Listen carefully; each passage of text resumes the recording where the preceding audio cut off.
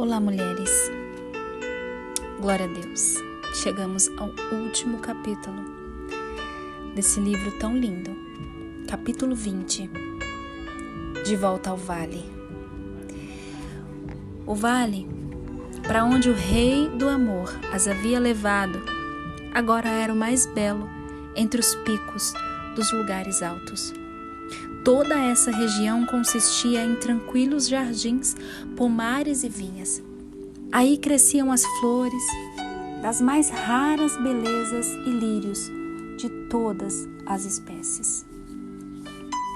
Havia também árvores de especiarias e de muitas qualidades de frutas, castanhas, amêndoas, nozes e muitas outras variedades até então desconhecidas para a graça e glória.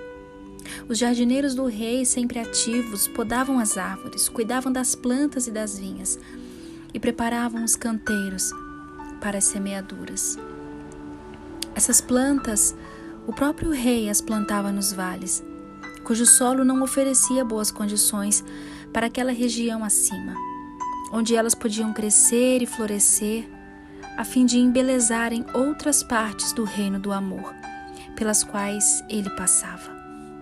Eles tiveram muitos dias agradáveis, vendo os jardineiros trabalhar sob a graciosa supervisão do próprio rei e acompanhando-o enquanto ele andava pelas vinhas, ensinando e aconselhando os vinhateiros. Um dia, entretanto, Graça e Glória, com suas duas servas, andando por ali, chegaram a um lugar de onde podiam ver direito os lugares baixos bem distantes. Enquanto observavam, avistaram um grande vale verde entre duas cadeias de montanhas, por onde circulava um rio brilhante como um fio de luz. Aqui e ali, manchas marrons ou vermelhas pareciam indicar vilas ou aldeias e habitações cercadas de árvores e jardins. De repente, Graça e Glória soltou um pequeno grito, pois havia reconhecido o lugar. Ela contemplava, era o próprio Vale da Humilhação, o lugar em que havia morado em miséria por tanto tempo e onde recebera o chamado do pastor para os lugares altos. Sem dizer palavra, ela se sentou na relva e, continuando a olhar, pensamentos mil povoavam-lhe a mente. Lá embaixo estava o pequenino chalé branco em que havia morado. Os campos onde os pastores guardavam os rebanhos do rei e os apriscos.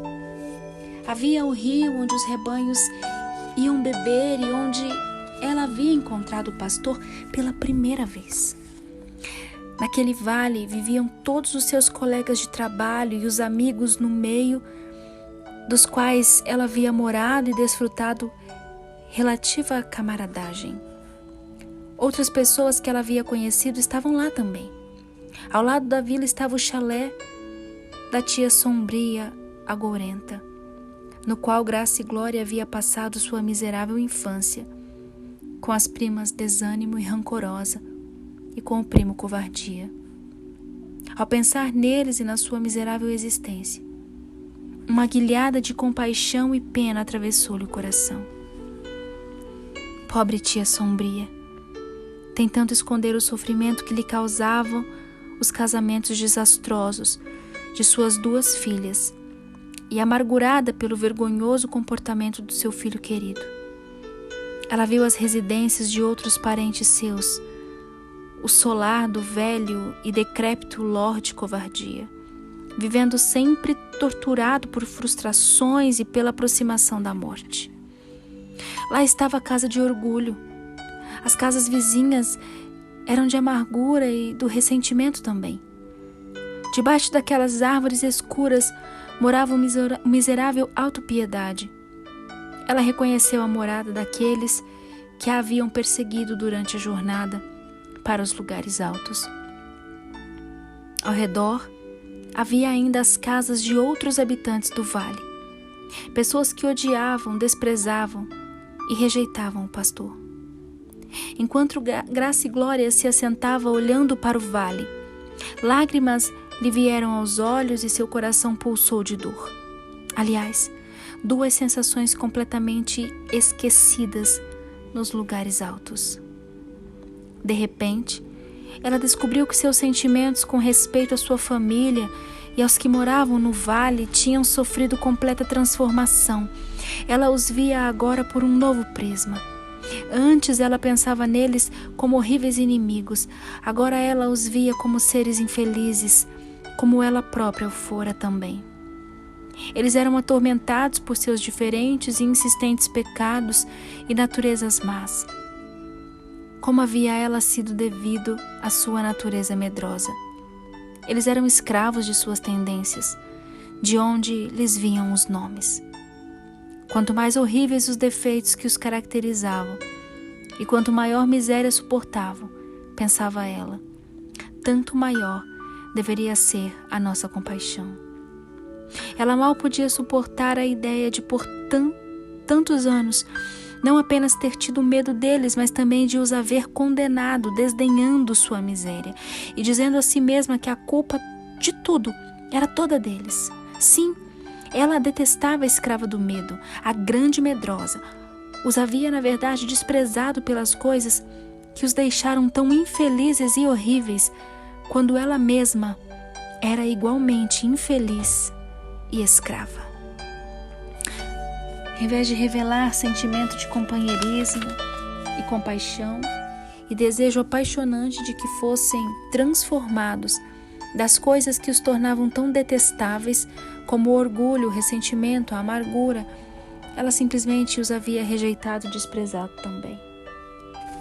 Ao pensar nisso, virou-se para a alegria e paz, assentadas ao lado, e clamou desesperada: nada podemos fazer por aqueles lá no vale? Minha tia Sombria, ela deve ser deixada sem socorro, e as pobres rancorosa e desânimo também devem ficar assim? E o que dizer dos primos que nos seguiam longe na direção aos lugares altos, tentando fazer-nos voltar atrás? Se o pastor pôde libertar a mim, graça e glória, de todos os meus temores e pecados, não poderia ele libertá-los também dos males que os atormentam? Sim, disse a alegria, que antes havia sido tristeza. Se ele pôde transformar tristeza em alegria, sofrimento em paz, e grande e medrosa em graça e glória, como podemos duvidar de que ele possa transformar orgulho, amargura, ressentimento e autopiedade também, se eles o aceitarem e o seguirem? E sua tia Sombria poderia ser transformada em louvor e gratidão, bem assim como a pobre desânime e a infeliz rancorosa. Nós não podemos duvidar de que eles possam ser completamente libertos de todos os males que os atormentam. Mas, exclamou Graça e Glória, como poderão ser persuadidos a seguir o pastor? No momento, eles o odeiam e não querem nem se aproximar dele. Então paz, que antes era sofrimento, disse tranquilamente: eu soube que quando as pessoas são levadas à tristeza e ao sofrimento, ou às privações e humilhações, nos momentos de grande necessidade, elas se preparam para conhecer o pastor e buscar sua ajuda. Nós sabemos, por exemplo, que tia Sombria Agourenta é desesperadamente infeliz em virtude do comportamento do pobre covardia, e isso pode prepará-la para receber o pastor.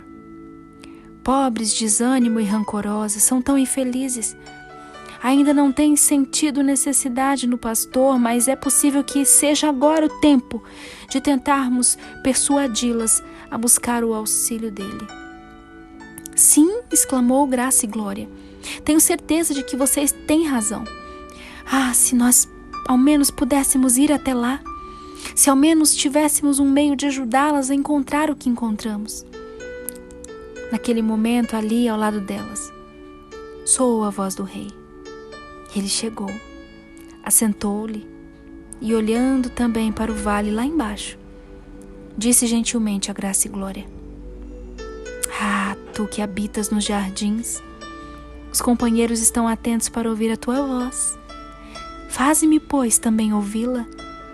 Cantares 8:13. Graça e Glória virou-se para ele e colocou as mãos no seu braço. Senhor, disse, estávamos falando sobre o povo que mora lá embaixo no Vale da Humilhação. Eles são meus parentes, tu sabes, todos eles.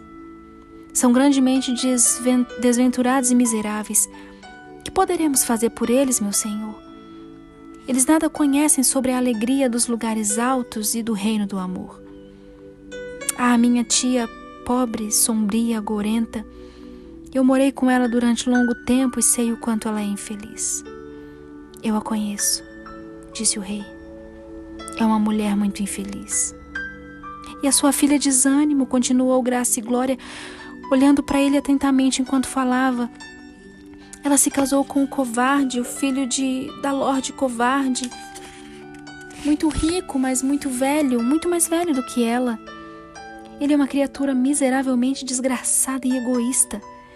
Eu creio que Desânimo nunca teve um momento de paz desde que se casou. Comentava-se no vale, antes de eu sair de lá, que ele tencionava abandoná-la. E ele fez isso, respondeu o rei. Ela voltou para o chalé da mãe, completamente desiludida e com o coração partido. Ainda tem a sua irmã rancorosa, pobre alma. Sua língua ferina faz muitos inimigos e a afastou dos amigos. Ela se casou com timidez e são desesperadamente pobres. Moram em um pequeno quarto alugado na casa do meu primo Amargura. Não posso suportar o fato de viverem em tão triste condição enquanto eu moro aqui no reino do amor. Eles são infelizes, por certo, disse o rei, mais benigno e mais gentil que antes.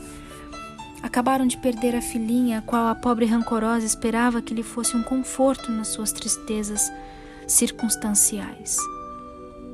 E então, continuou Graça e Glória hesitante, ao seu irmão Covardia.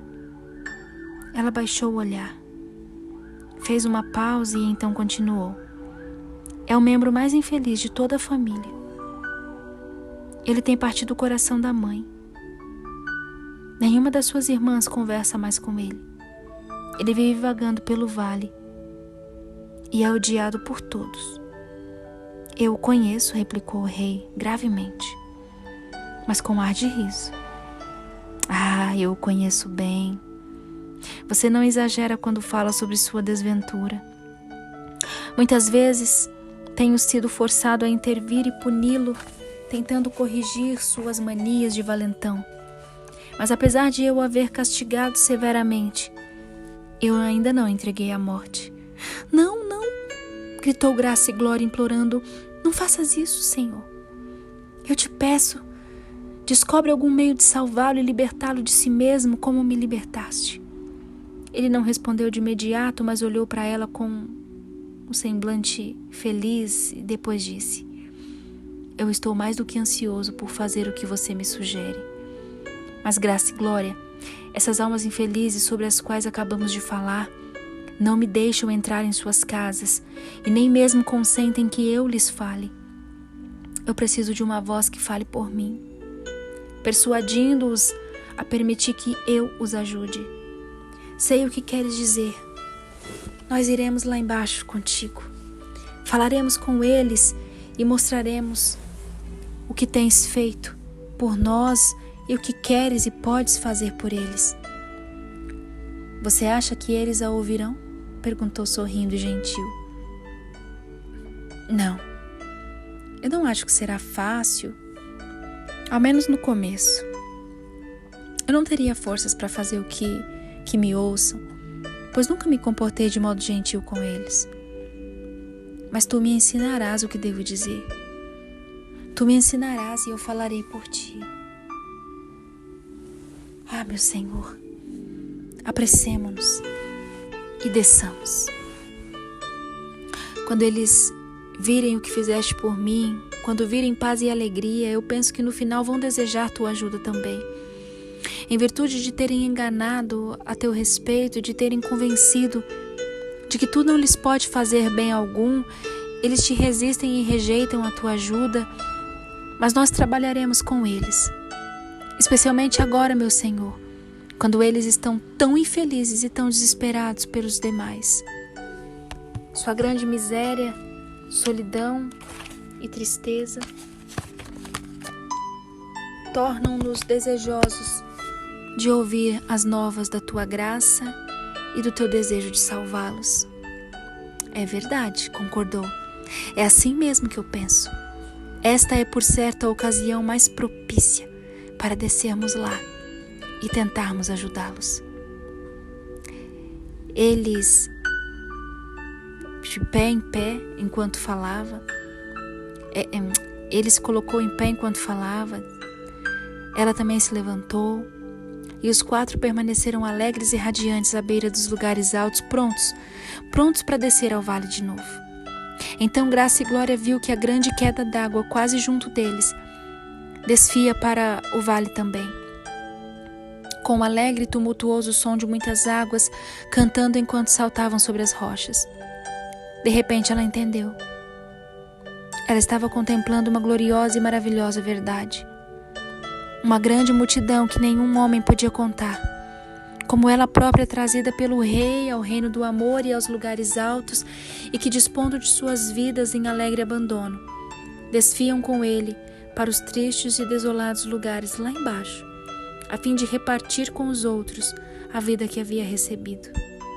Ela mesma não passava de uma gota no meio daquela alegre e exultante multidão de abnegados, os seguidores do Rei do amor, unidos a ele e uns aos outros, para qual igualmente abençoado e amado como ela própria se sentia. Porque ele ama cada um de nós, ela disse a si mesma, como se houvesse somente um para amar. O pensamento de se aliar à grande cascata de muitas águas encheu seu coração de êxtase e de arrebatadora alegria.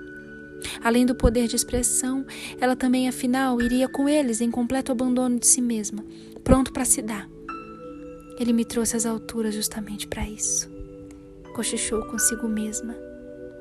E então olhou para ele e assentiu. Ele começou a saltar de rocha em rocha, descendo a montanha na frente delas.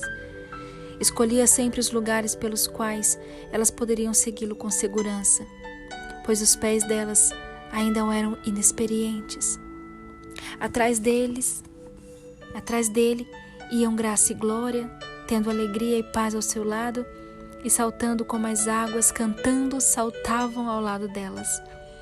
Elas misturavam suas vozes com a alegre música das muitas águas, entoando seu próprio cântico individual. Apressa-te, amada. Sê como o cervo, nas montanhas docemente perfumadas, e eu a ti nos lugares altos onde estás. Com pés de corça seguirei, tão próximo como após o cervo vai a corça, assim aonde fores certamente irei. E esse fora talvez o último verso do Cântico dos Cânticos, escrito por Salomão, mas para a Graça e Glória era o começo de uma nova e completa canção. Fim.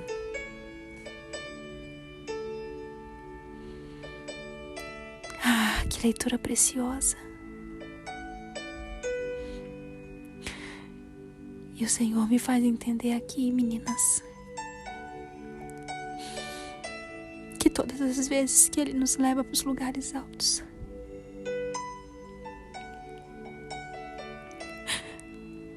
é para que de lá de cima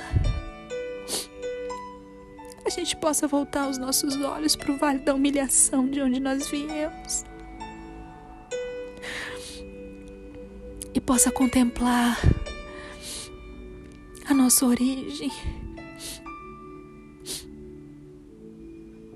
O Senhor quer nos levar aos lugares altos justamente para isso, porque de lá a gente tem uma visão da nossa origem, da nossa história de vida, dos nossos traumas, das nossas dores. E estando lá em cima, a gente olha lá embaixo E mude a ótica, troque os óculos. Eu sempre falo isso. Troca a lente. Enxergue aqueles que te feriram. Enxergue aqueles que te rejeitaram. Talvez você tenha sido rejeitada no seio familiar. Talvez um marido tenha te deixado. Talvez parentes tenham não te compreendido. Mas deixa eu te dizer uma coisa. O Senhor te conduziu aos lugares altos justamente para trocar o prisma, a ótica com que você enxerga cada uma dessas pessoas. De lá de cima você pode olhar e enxergá-los com a ótica da compaixão e da misericórdia. Ei, subimos para poder descer. Aleluia, que esta presença que eu sinto aqui invada a tua vida agora. Meninas, nós finalizamos essa leitura e na segunda-feira eu pretendo iniciar o volume 2 dessa aventura, que é a continuação dessa história tão linda. Não dá para interromper. Eu vou deixar o grupo aberto. Comentem a respeito da leitura, como foi, tá bom? E na segunda-feira a gente inicia, para a glória de Deus.